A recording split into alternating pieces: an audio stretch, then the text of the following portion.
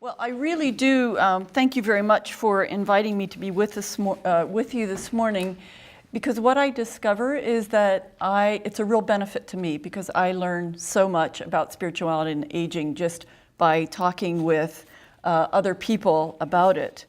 I find that just engaging and listening to each other, get new understandings, deeper understandings, and I think that's a wonderful way for all of us to learn together. On the one hand, I think spirituality seems to be everywhere in our culture, but on the other hand, the way we think about spirituality now, it's a new concept. 50 years ago or more, we thought about spirituality in connection with religion, but the way we use it now, it's become this kind of vague term that lies somewhere in no man's land, between kind of religion, non-religion. People who work in this area are really only beginning to think about how do we research this topic, which really doesn't have a solid definition, which is very depending on people's experiences. So in many ways, it's a relatively new field. So that's another reason why groups like this, as we get together, we all benefit from learning from each other. In the interest of full disclosure, I'm 65, so I've just sort of crossed that line, at least in our culture, that we've designated as young seniorhood. And one of the things I've noticed even about myself, even though I'm still working, the shift is in beginning to do some sort of significant reflection on what's next. How is this new phase in my life going to unfold, and what do I want it to look like? And that's one of the things that I think is a spiritual task, is to do that kind of reflection. So what I want to talk about this morning, first of all, is a bit of the complexity of understanding and how we understand spirituality and in relation to aging. And then I want to talk a bit about what spirituality is not, some of the common ways we think about aging and how spirituality and aging might be different from that. And then talk about 7 spiritual tasks of aging. So that's kind of the way I've divided the morning, and with lots of times for your input and discussion. So before I begin, I just want to check, were there particular things that you came looking for, hoping that we would talk about here, or something you wanted to take away? Yes? The Fountain of Youth, did you find it? The Fountain of Youth. Well, I can quickly answer that one with a no, but maybe we'll talk about that. Okay, thank you. Anyone else? Was there something that... Excuse me? He said the Fountain of Youth. Yeah.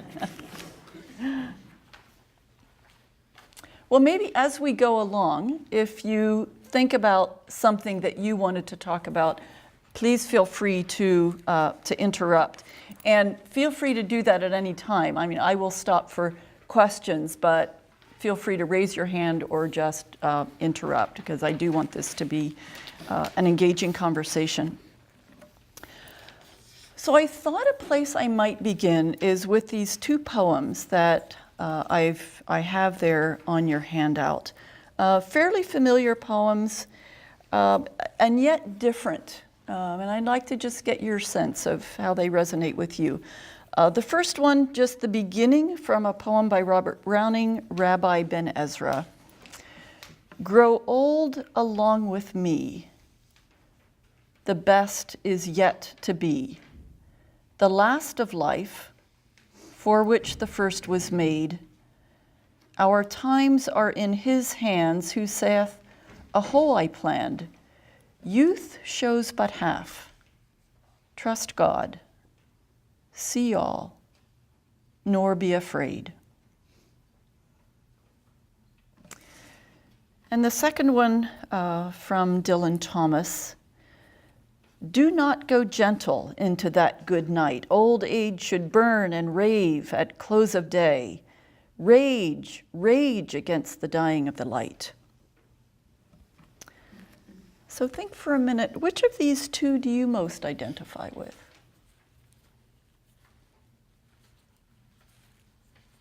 and why? Yes. I'd like to say both. Okay, good. I was hoping for, say more. Well, the first one about trusting and yet still not nor be afraid. Mm-hmm. I think afraid really jumped out at me. Okay. But then the other one too, sort of the against ageism. Mm-hmm. You know, do not go gently into that good night. So Okay. I can identify with that too. Right, right. Okay, yeah. Anyone else?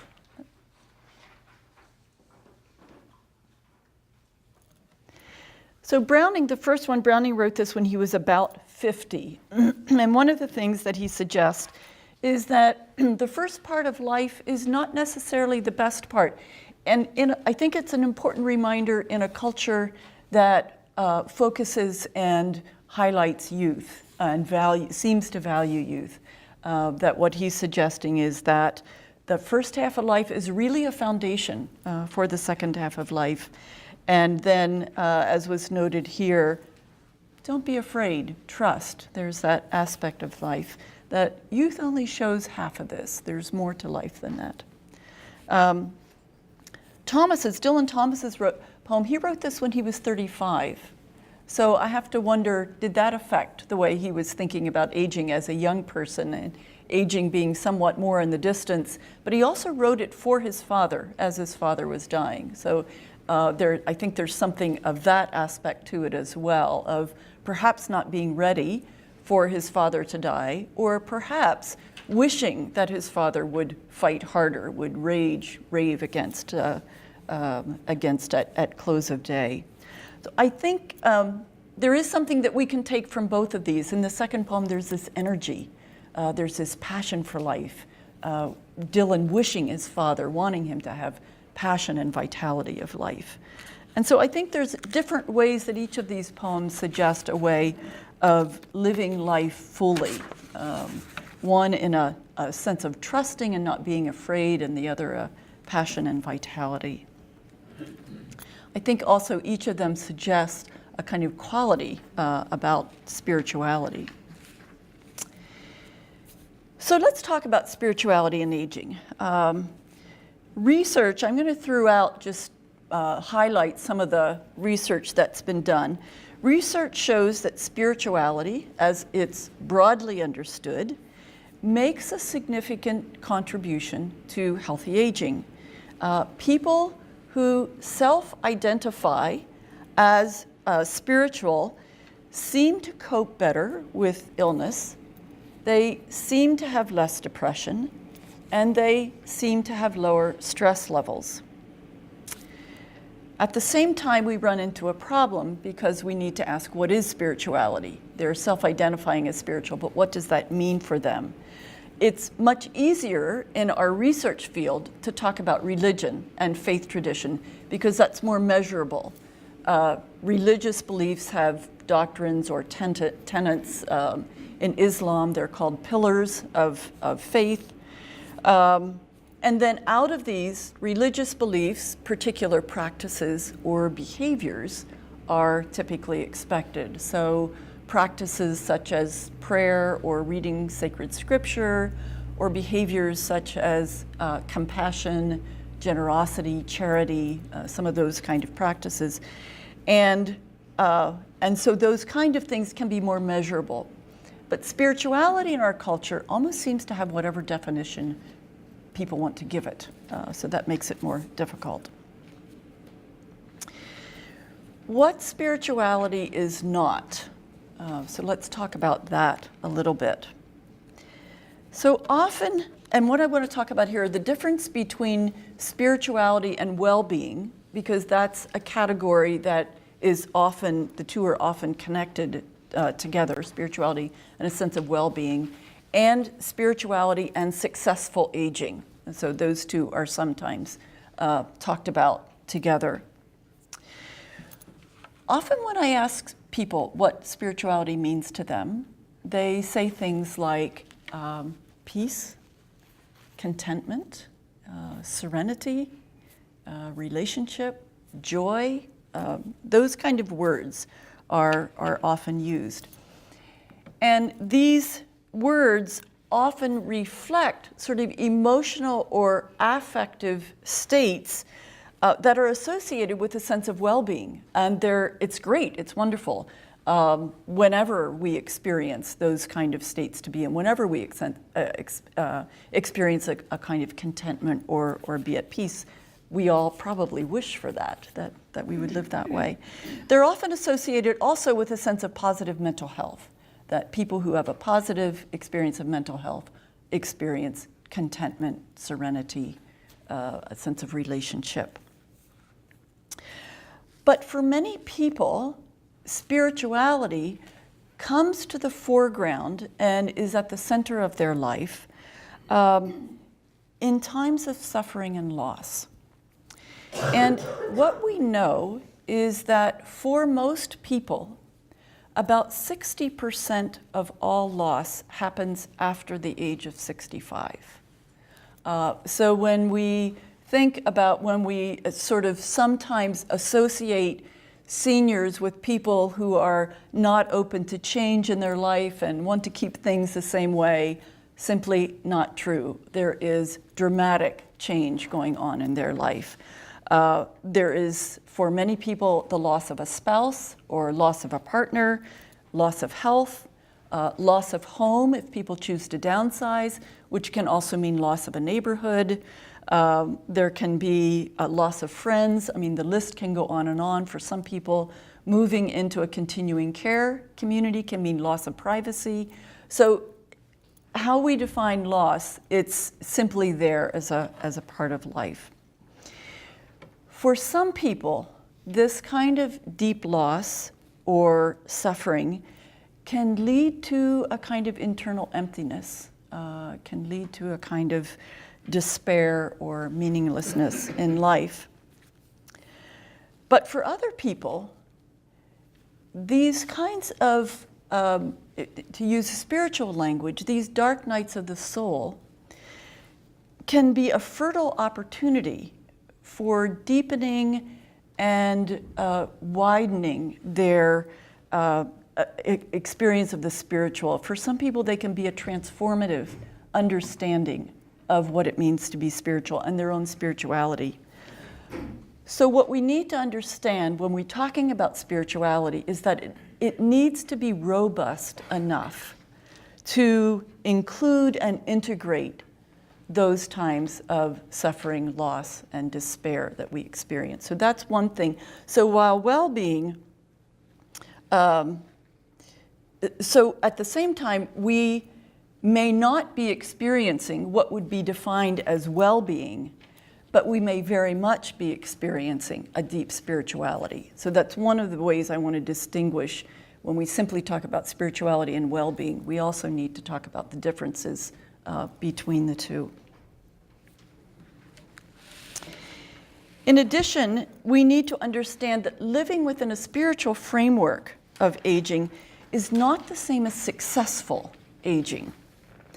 So when we think about successful aging, typically some of the characteristics that we think about are good health, absence of disease, evidence of independence, social activity, and a sort of absence of overwhelming need.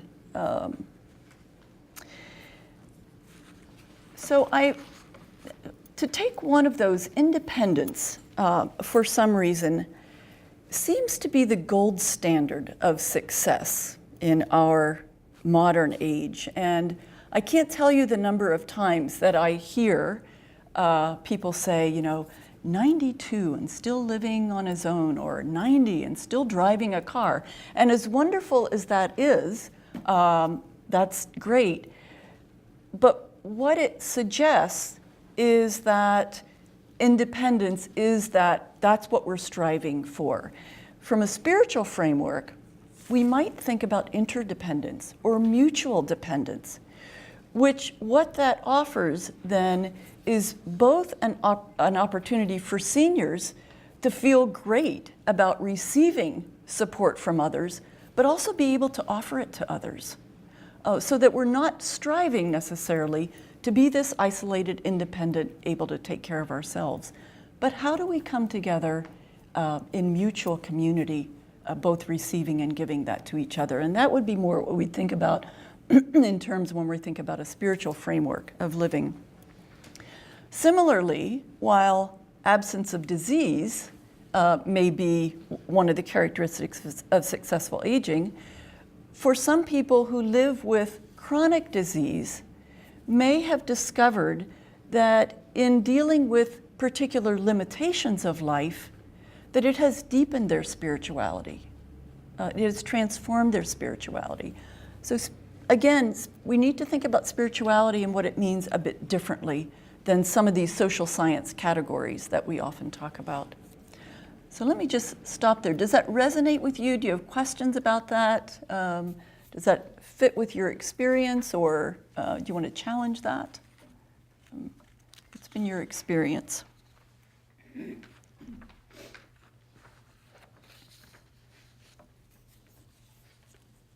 Yes? No? Okay, all right, okay.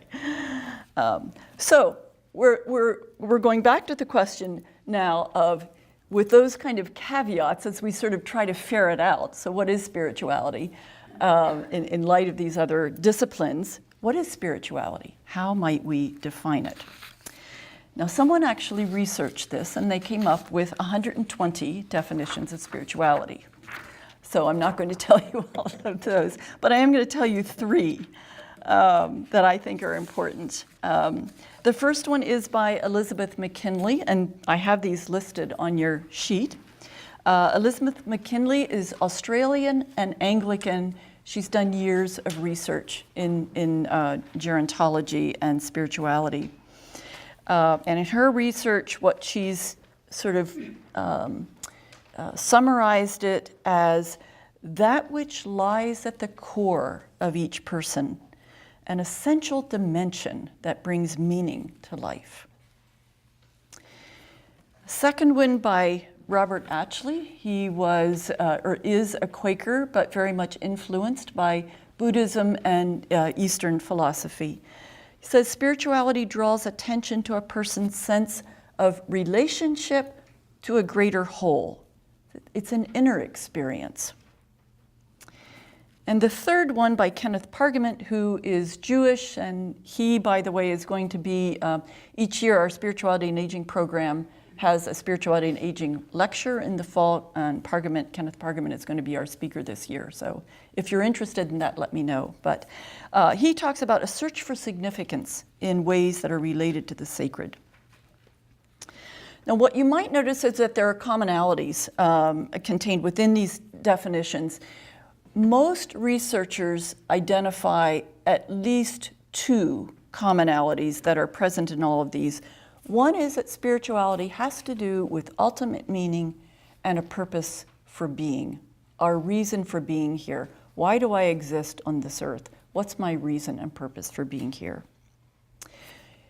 Also, each of these definitions suggest that we are not isolated individuals, that we are created to live in relationship with each other, and that we're connected to each other.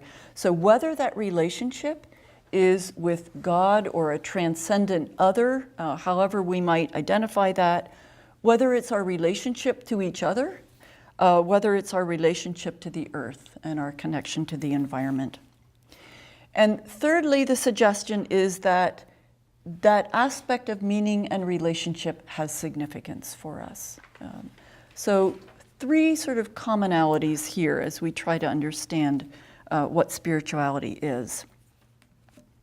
So spirituality about what gives meaning to our lives, what's significant, what gets people up in the morning, what are you living for, what motivates us, and what sustains us during the troubling, difficult, painful times in our lives.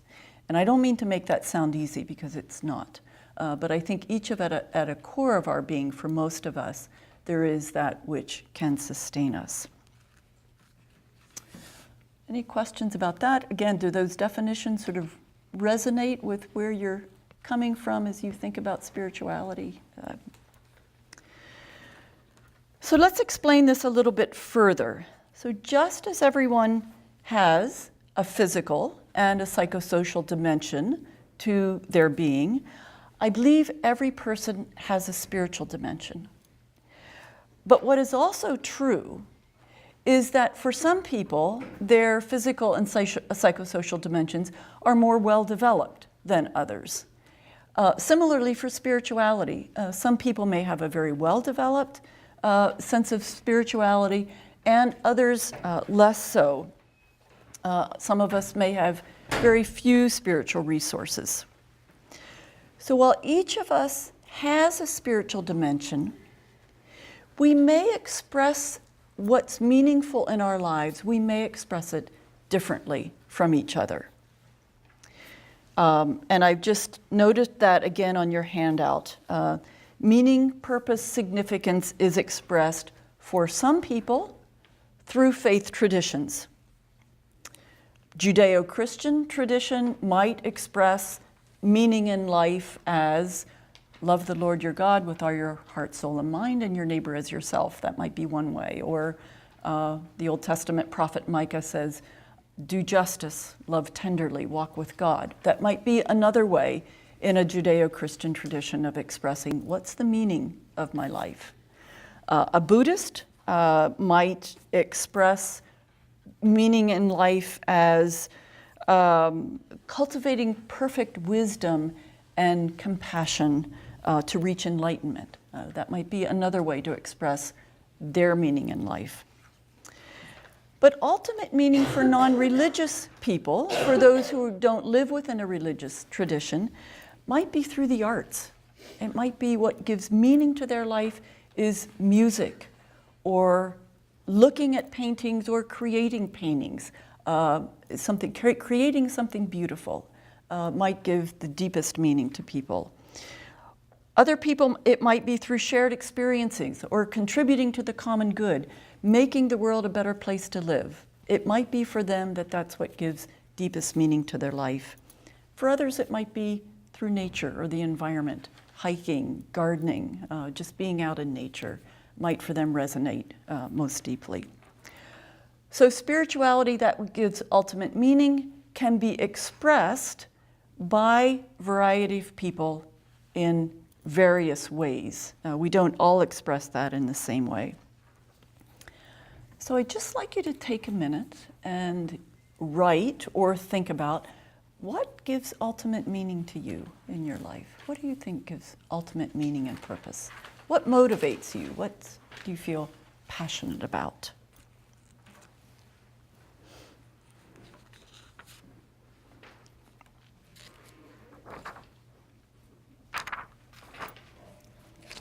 You want to present it?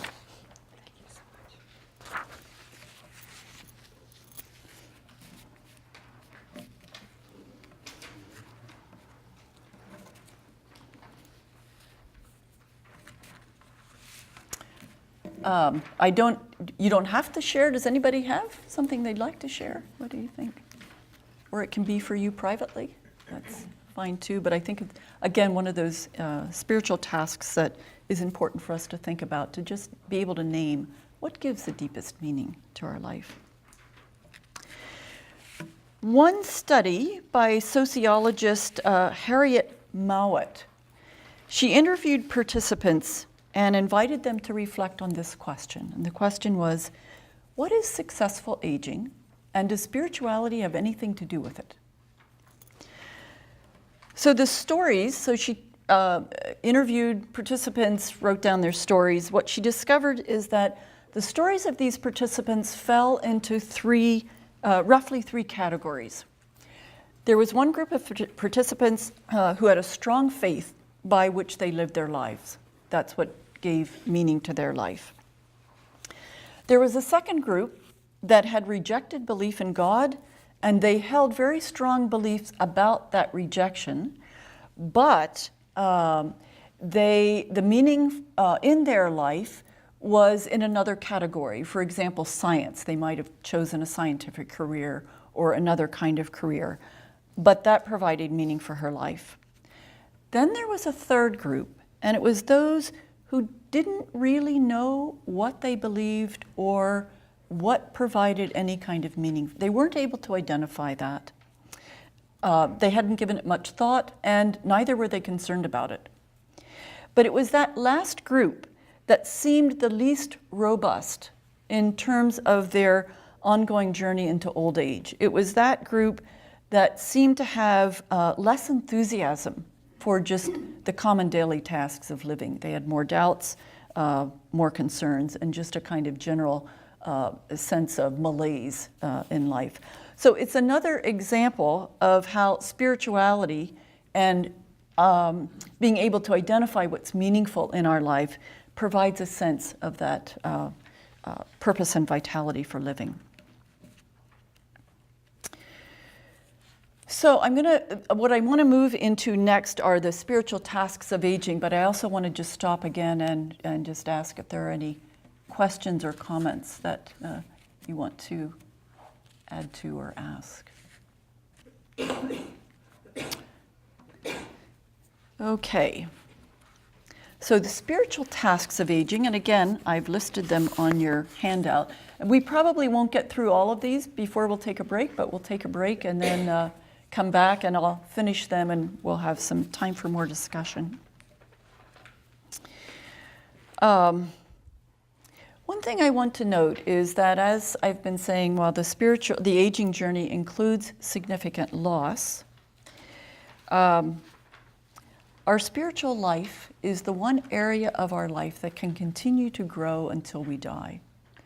So most of us will experience physical decline in some way, whether that's loss of eyesight or loss of hearing or other kinds of illnesses that we face, whether that's loss of social connection, again, as we've been talking about, spouse and friends.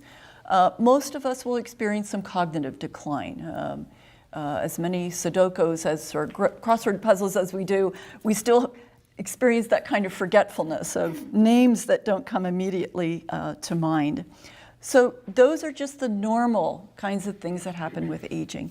But spirituality is that one area that can continue to grow and flourish until we die.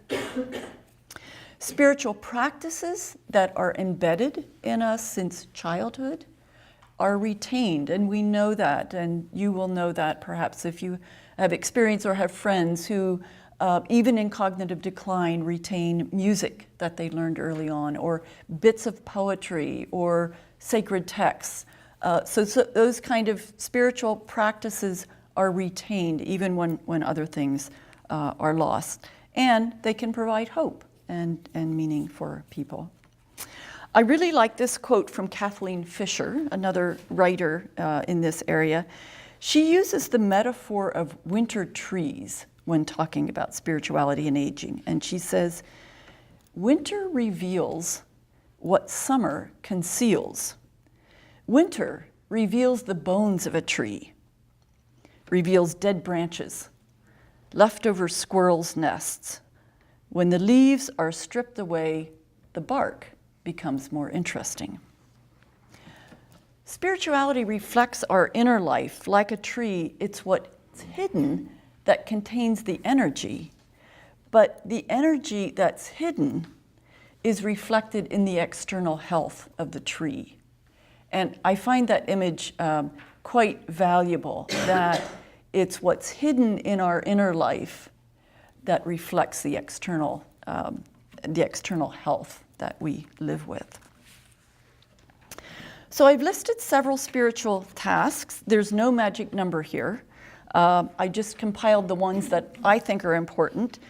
You may wish to add others to the list, and that can be a homework assignment. What are the spiritual tasks you would add to this list? There may be some that don't resonate with you at all, and that's fine too. A number of the spiritual tasks are listed by many, many authors. Some have grown out of my own experience. On your handout, I've tried to give credit to the people that I've used in compiling this, so I hope I haven't missed anyone. The first one that I describe as an inner awakening. It's the waking up, recognizing that your life is at a turning point. It can happen at retirement. It can happen at the birth of a first grandchild. It can happen when you've lost a parent, a significant birthday, 60 or 65, or maybe for some 70. But it's that sense that something has shifted and I am on a new path that's different from where I was before. My life has taken a turn. Some people describe this experience as a kind of loss of soul or internal emptiness. Some describe vivid dreams that they've had at this stage in their life. Some describe it as a woman in her 70s said, it was a time of tremendous unrest and inner turmoil, similar in many ways to adolescence. I felt most of my familiar landmarks shifting, and inside myself I felt a tremendous recklessness and restlessness. One author that I like is Katie Funk-Wiebe, who says, when children learn to walk, they're surrounded by adults cheering their every step. When I turned 65, I wanted a cheering section, and I couldn't find one. So waking up is the recognition that a turning point has been reached, and now is the time to engage again. Now is the time to re-engage the meaning and direction of your life. So I wonder if we can be, how we might become a cheering section for each other. Waking up may include taking time for reflection. It may include starting a journal about your experiences in this new phase of life. One of the things I found, well, two things I found helpful, and one is I enjoy reading journals of people who are much older than me and who have taken time to reflect on this. Some of you may be familiar with May Sarton, the poet, but she's written journals. One is at 82 and another is called Encore. One by Florida Scott Maxwell, A Measure of Our Time. So there are journals out there that have been written by older people, and I find it interesting to read their experience, and sometimes it gives the language for what I'm experiencing. Another thing is just to think about, who do I want to journey with me? And I'll say more about that in a bit. So that first step, that first spiritual task, that inner awakening, and recognizing that your life now is on a new path. A second spiritual task is reordering, I've called it reordering of time. Our life is marked by time. From the moment we're born, our life is marked by time. And throughout our life, we have milestones that we look forward to, walking one of them, going to school at age 5, graduating from school, getting a job, getting married, starting a family, work, retirement. All these things are milestones that mark us throughout our lives. But then we retire, and post-retirement has no time markers. It's sometimes been referred to as a season without a purpose, or it can be called, what I like to call it, is the gift of time. And at probably no other time in our lives do we have this gift of time. A gift of time where there really aren't time markers. Now, maybe one thing to think about is, with some friends, is how do you develop some time markers? How do you ritualize the different experiences that you're having? And that might be one thing that we can think about. So one part of our task is to think about, how do we bless this season of expanded time? How do we receive it as a gift? And then another part is to intentionally reflect on and discern, how do we wish to live in this time? One option, if we don't discern it, my concern is that we fill it with busyness. And that's very easy to do because there are lots of things out there that we can get involved in, or lots of people who want us to do things. So that's an option. But how do we intentionally discern this gift of time? How do we want to live that time? How do we make it meaningful to us? Why don't we take a break? And then it's 10 after, what do you do, 10 minutes? Yes. Okay. There's There's a washroom just outside Okay. the door for anyone who isn't familiar with the building. And of course, there's beverages and cookies, and please help yourself and Come back in 10 minutes? About 20 after. Okay, perfect. So one of my conversations during the break time suggested that perhaps one of the markers, as we think about reordering time, is to celebrate anniversaries. And that's a great suggestion, because that's actually true. That is one of the time markers, whether it's our own wedding anniversaries or friends. So I thought that's a great thing for me to add to my kind of way of thinking about this. So we've talked, yes? On that theme, for those of us who have had those anniversaries taken away, that's another thing that we have to adjust to. That's right. That's right. Thank you. Yeah, exactly. So inner awakening, reordering a time. Following from a reordering of time is reimagining work. Whether that work has been a public role or a career or a more private role with home and children, for nearly all people, work defines at least one half of their life. And at some point, that particular way that work has been defined ends. Children leave home, or they may not leave home, or they may leave and come back again, but at least our relationship with our children tends to shift. Retirement happens. And for most people, there's a primary shift in identity. So it's, if we're not a teacher, if we're not a parent, if we're not a whatever else we are, lawyer, whatever, who are we? And that question, who am I now, I think is a spiritual question, and one that we need to consider. So the choice with which we're faced is to distract ourselves from this void in our life, or actively enter into that void and reimagine what our lives will might be like. So it involves asking, what am I called to do at this time in my life? It involves perhaps discovering how we might continue to offer the skills and abilities that we have, but in different ways. Or it might involve discovering latent skills that we didn't even know we had, and pursuing and trying something that's totally new, that we didn't have an opportunity to earlier in our lives. Many of you will be familiar with Erik Erikson, the developmental psychologist, well known for his theory of psychosocial development. But he suggests that one way work is reimagined after midlife is that our work, however we define that, begins to take second place, and our primary focus becomes mentoring the next generation. So that his language is generativity that he used, that we move from work being the center of our lives and that being the ultimate in our lives, to how do we begin to pass on our skills and gifts and mentor the next generation, and that being a way to redefine work. So we can all think about that in terms of whether it's with others, whether it's with our grandchildren, what do we have to offer, and how do we become role models to the next generation? So some ways to think about reimagining our work. A fourth one, embracing sorrow and savoring beauty.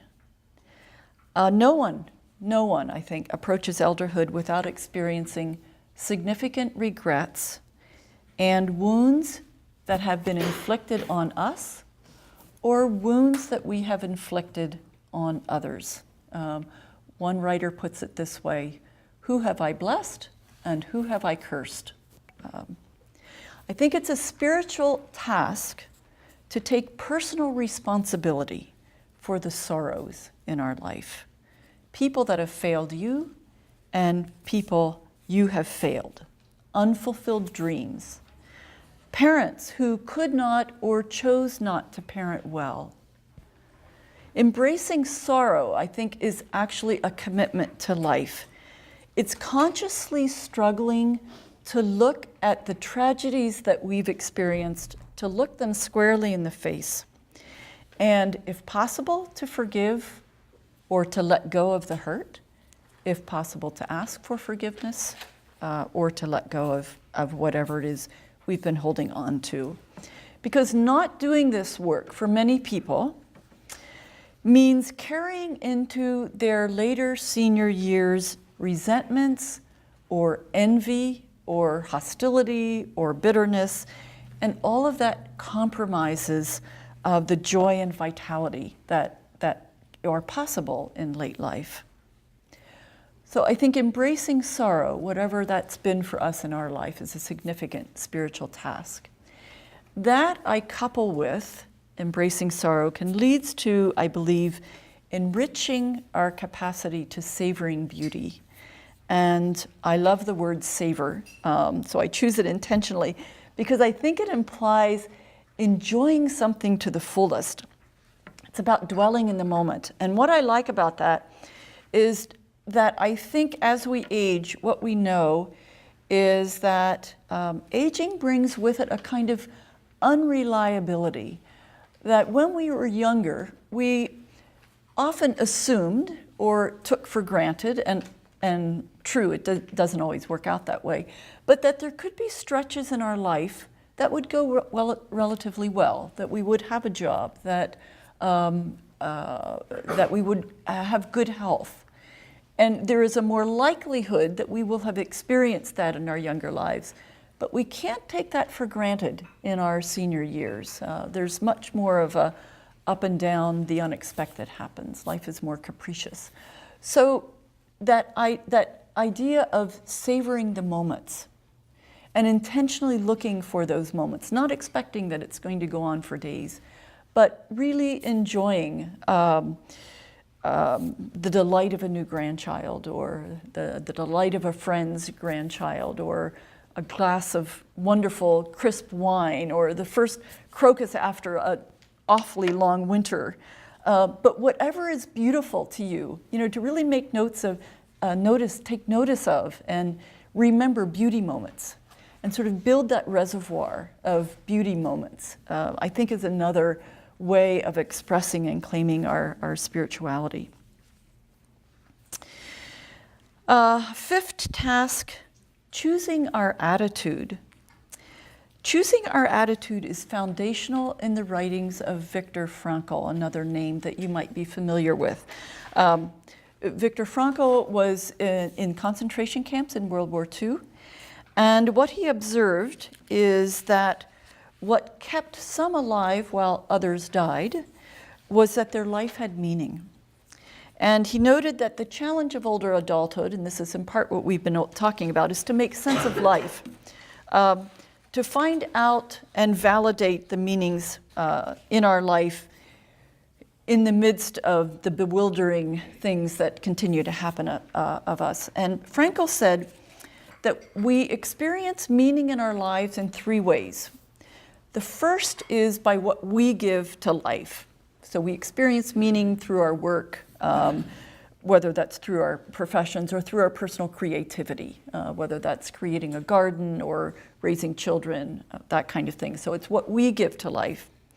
The second way we experience meaning is by what we take from life. Again, we've been talking about that. We experience the beauty of nature or a piece of music or art or whatever gives meaning to you, a really good meal.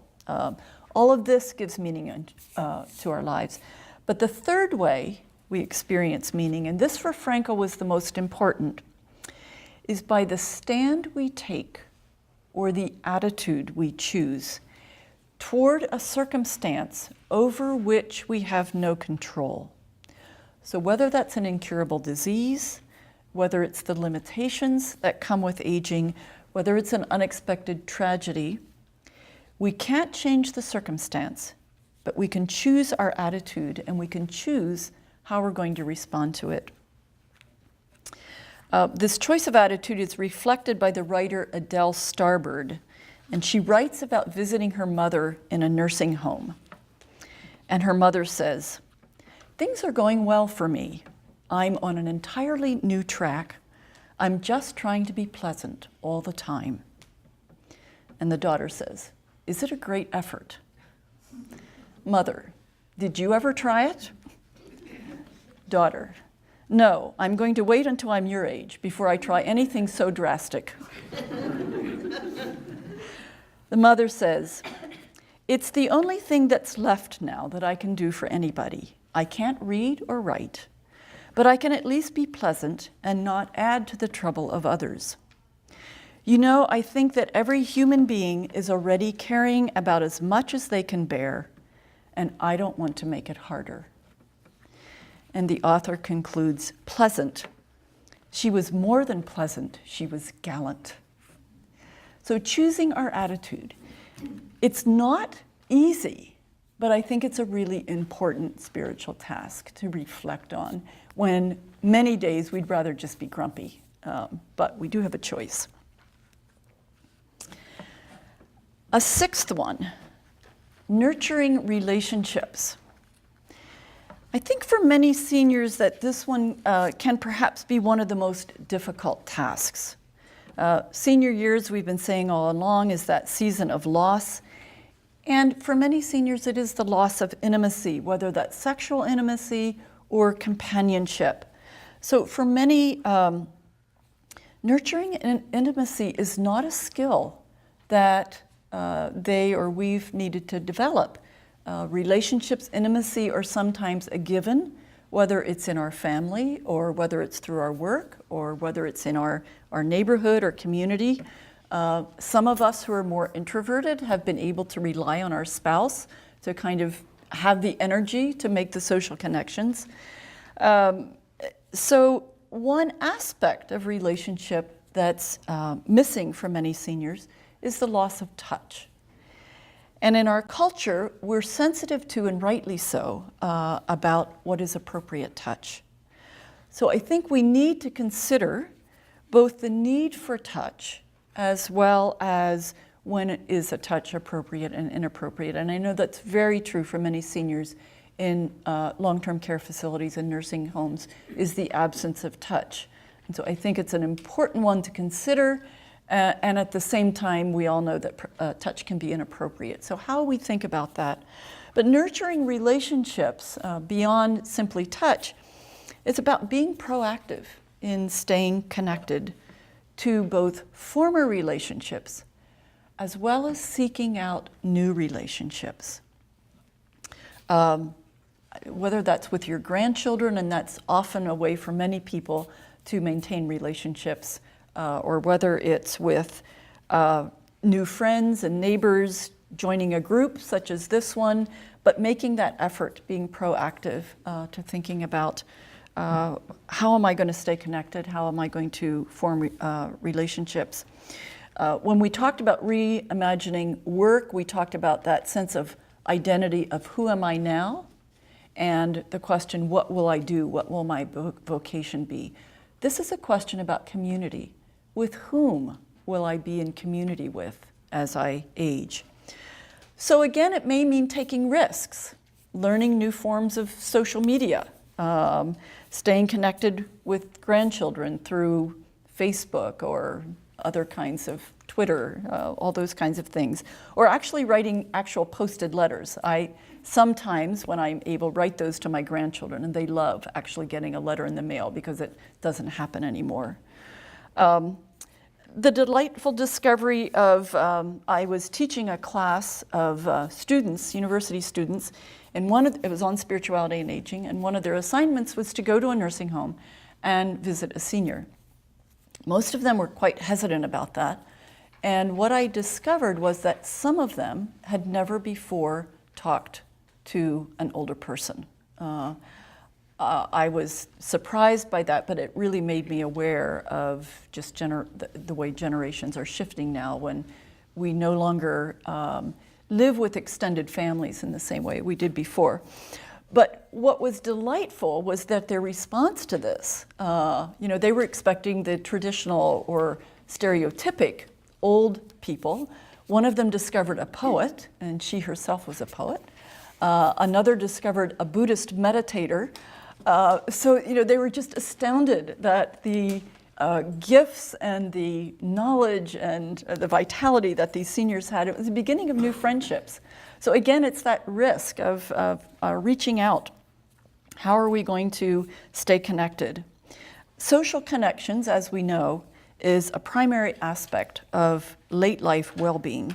And for many people, faith communities still provide that sense of a place for people to stay connected with each other.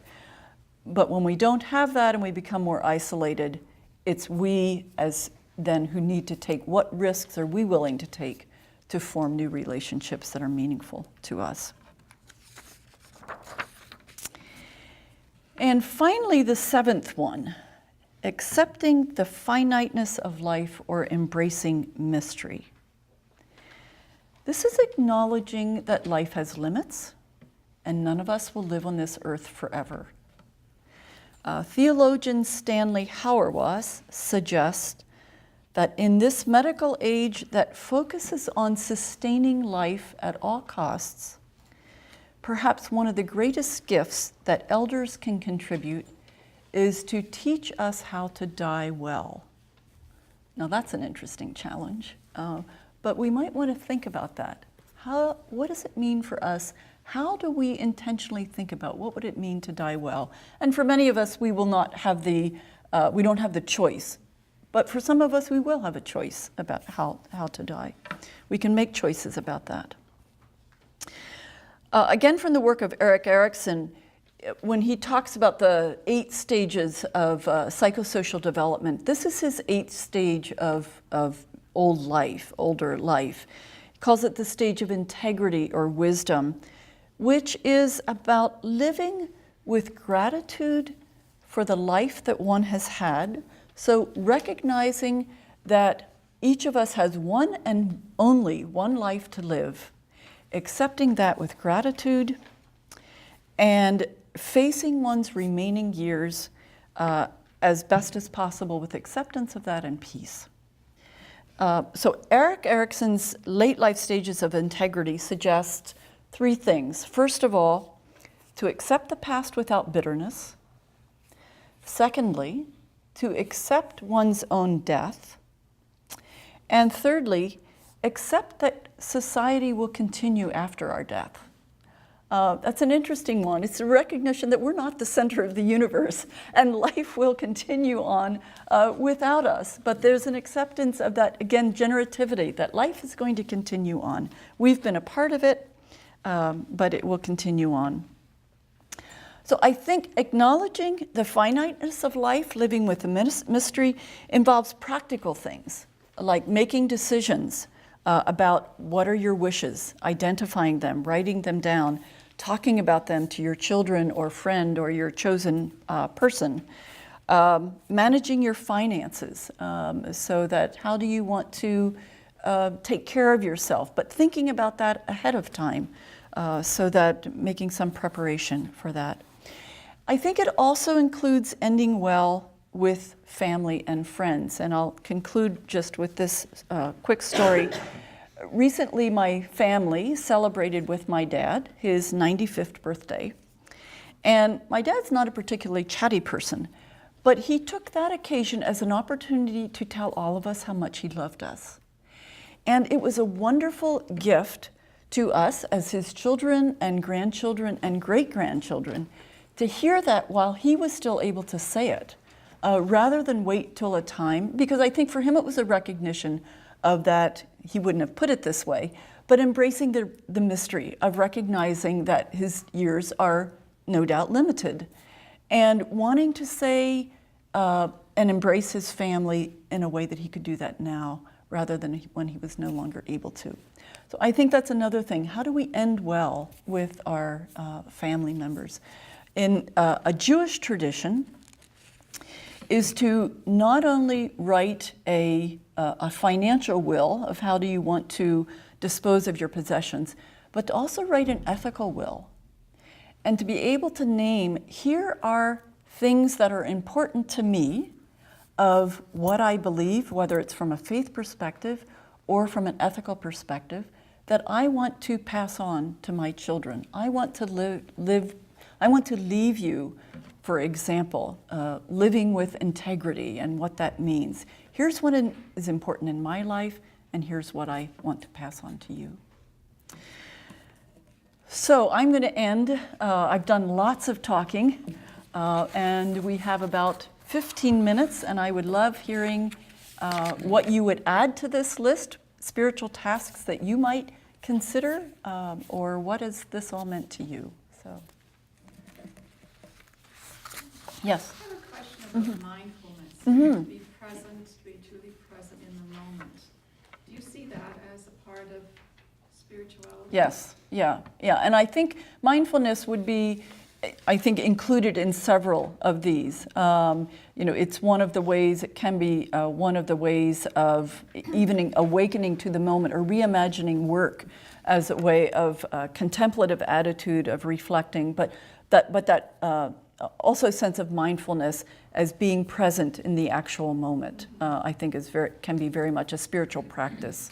And it's one of the ways I think also when we think about that spirituality that can continue to grow and flourish until we die, mindfulness practice can certainly be a part of that, I think.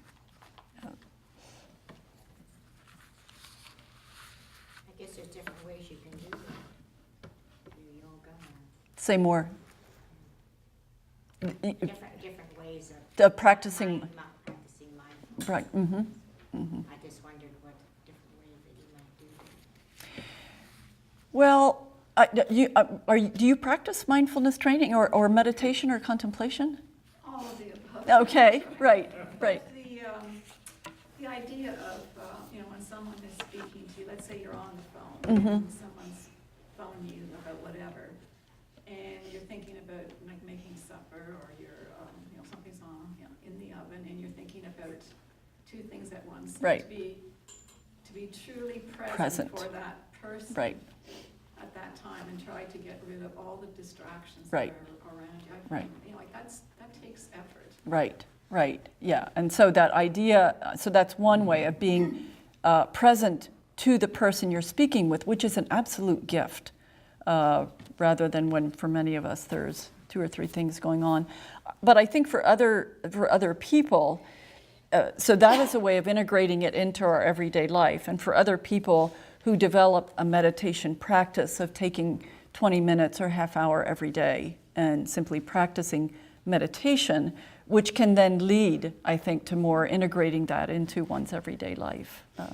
Or I think the Christian tradition tends to call it contemplation. I think more the coming from a Buddhist perspective uses the word more mindfulness and meditation, but similar kinds of, other kinds of thoughts or questions. Yes? John Wesley once said that how people die well. I found that significant. But the other thing, this point number 3, I'm part of a workshop in Baton, Okay. which is a very well-equipped workshop. We get loads of men and women coming in there, and I get the sense that there's a real feeling of contentment. In fact, it's been commented to me that so-and-so and so-and-so would not be living now apart from this workshop. But there's no overt spirituality. That seems to meet a lot of their needs. Right. Without any... Right. So the workshop is about, what is it about? Or what is it? It's just a very well-equipped workshop for woodwork and metal. Oh, I see. Okay, right. Stained glass and carving. Right, yeah. And so people go there, and it's almost like being back at work again. But the difference is you can choose to go or not to go. Right. So I think a couple things. One, it sounds like it provides that social connection, which is a very important aspect of aging well. And the other thing, while there may not be overt spirituality, if we talk about spirituality as what gives meaning to life, it sounds like this provides something, an outlet that is meaningful to people. Yeah.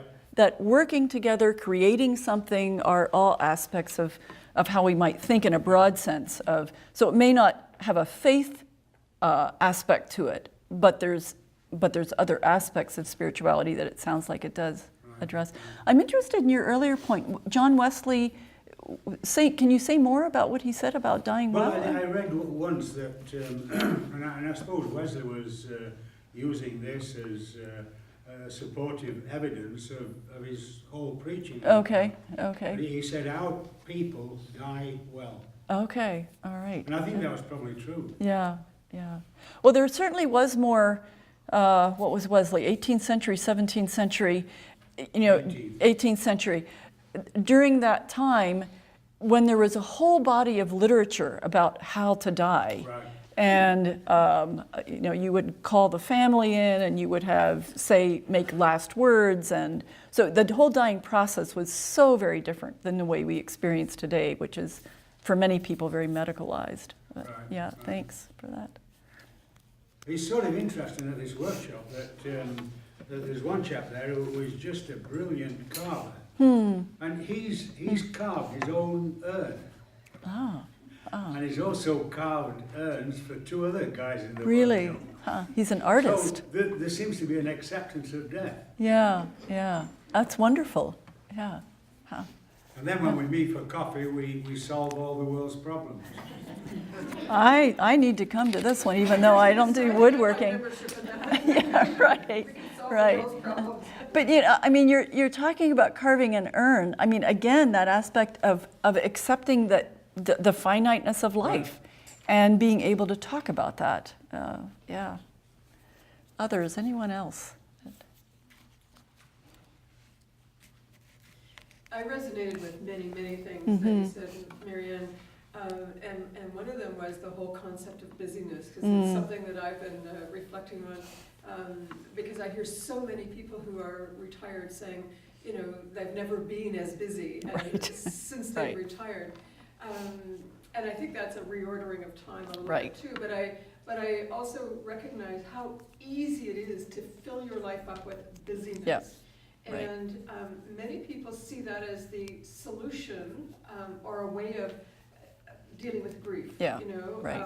Advise you to just keep busy. Right. And thinking that that's a form of grieving. And I think many do it without stopping to reflect on the bigger picture and their values and the meaning of what they're doing. Right. Because I hear so many people. Yeah. And I think it's a reflection of our times, that busyness seems to be a badge of honor. That's right. Yeah, and that's right. Yes. Yes. Well, a couple things. I think you're absolutely right. For people who use busyness as a way to manage grief, if that works for them for a time, that's fine, whatever it takes when you're dealing with grief. If that then becomes a way of life, then I think then we need to rethink that. But in the moment of grief, we all may need things that just distract us because it's so overwhelming. But you're absolutely right. Then that becomes a way of life. That becomes an unreflected life. Yeah. What is a good death? Sorry? What is a good death? Is it repairing? Yeah. Good question. And I think it's probably different for different people. But some of the things that I think about are being very clear about what I would wish, at the same time recognizing I may not get my wish. But doing things like, if the time comes when it's necessary for me to move into a retirement facility. I'll give the example of my dad, who lives with my sister and her husband. Actually, my sister and her husband and a kid moved into his house, and they all live together as a family. But what he said to the two of us, he said, if the time comes, he said, I would prefer not to move into a continuing care facility. If the time comes when I need to do that, I want you to make that decision for me. I want you to know that I give you permission to make that decision when I'm not able to. So there's something about being very clear about what we wish and giving our children permission to make those decisions, taking care of whatever finances as much as we're able to. And then if what do we wish? Would we prefer to die at home if we're able to? Would we prefer not to have extraordinary care given to us? Taking moments to appreciate our family and say that we love them, and recognizing that. So those are some of the things I think about. What are the rest of you? What would you say it means to die well? Coming to the end of the life, I want to say without regrets, and that may be too much to expect, but at least some way of acknowledging that this was the life I lived, and I lived it in as gracious a way as I knew how. Yeah. One of the essential components for me, for someone around me dying or for myself, is being surrounded by loved ones. Mm-hmm. And having the opportunity Yeah. to say goodbye, which I Right. think is an enormous Right. privilege that Yeah. many of us don't Right. get. Right. Yeah. So those are Yeah. two aspects that, Right. that matter for me. Right. At the moment of death, of really being surrounded by loved ones. Right. Yeah. Doing that. Others of you, have you thought about that? What would? Yes. I think for me, it's important. I hope I will be able to achieve leaving things in place in such a way that I'm not creating any cartoon. Yes. Right. Getting rid of stuff. Yeah. Or, Yes. getting rid of stuff or setting something in place so that Right. they're not going to be fighting over it. Yeah. Ideally. Right. Yeah, that's another. So yeah, all those kind of things to consider. Right. So that our loved ones can be left, without it being, our lives being a burden to them. Yeah. Good. Anything else? It's been a pleasure being with you. Thank you very much.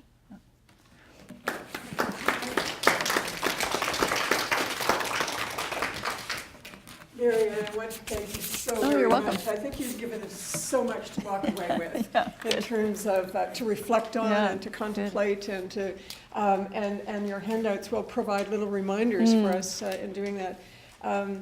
As I said earlier, there's so many things I'm stepping back only because of my cold, not because. But there's one of the points, one of the tasks that I resonated with a lot was embracing sorrow and savoring beauty and looking for things to be grateful for. Yeah. And I keep encouraging my 88-year-old mom to, look for the blessings rather than the deficits. Yeah. And so that's one that I'm really resonating with at the moment, and appreciating, when I talking about mindfulness, thinking about that when I walk my dog. I'm not doing it as just a matter of walking the dog so he can pee and he can poop and I can get home and go to bed, but rather savoring the moment and looking up at the stars and the moon and appreciating my dog, who's my therapy dog.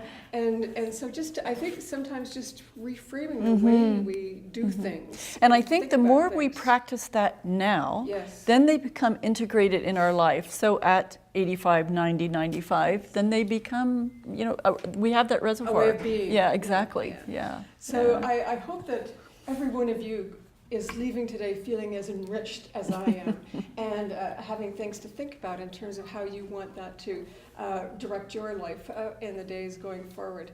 I also look forward to you coming back next week. I hope that's part of your direction, that you come back and join us for Dr. Sandra Laux Campbell is going to be presenting on connections. And Marianne mentioned that during her talk today about how important our social connectedness is to our mental, physical, spiritual well-being.